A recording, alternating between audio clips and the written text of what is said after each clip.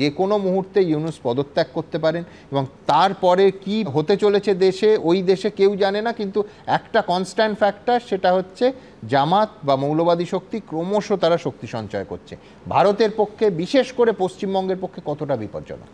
দেখুন, প্রথম কথা হচ্ছে যে বাংলাদেশ নিয়ে আর্ম ফোর্সেসে বিশেষ চিন্তা নেই। আর্ম ফোর্সেস নিয়ে যে ওরা বলছে না আমি চিকেন স্নেক ঢুকে যাব, এই করে দেবো ওই করে দেবো, ওইটা নিয়ে চিন্তা নেই। আমাদের চিন্তাটা হচ্ছে আইএসআই। হ্যাঁ, কিন্তু বাংলাদেশ কম্বাইন্ড উইথ চীন অ্যান্ড পাকিস্তান। হ্যাঁ, সেটাই বলছি। আইএসআই, হামাস, এরা কিন্তু সব এসে ওখানে রেকি করে গেছে বাংলাদেশে। ওদের আমাদের ভিতরে যে স্লিপার সেলগুলো আছে সেগুলোকে কতটা জাগিয়ে তুলতে পেরেছে আমার এখনো পর্যন্ত আমরা বুঝে উঠতে পারছি না, কারণ এখনো থার্ড ফ্রন্টটা শুরু হয়নি। কিন্তু ধরুন লালমনিহাটের ওই কতটা অলরেডি হয়ে গেছে, কিন্তু আমরা ওখানে তিস্তা প্রহার করেছি, এক্সারসাইজ তিস্তা প্রহার করেছি।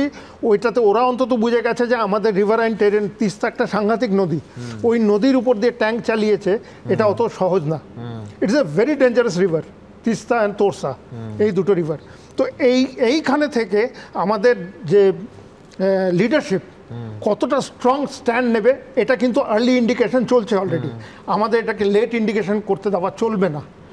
যদি আমি লেট ইন্ডিকেশন করে দিই, উইল বি ইন ট্রাবল।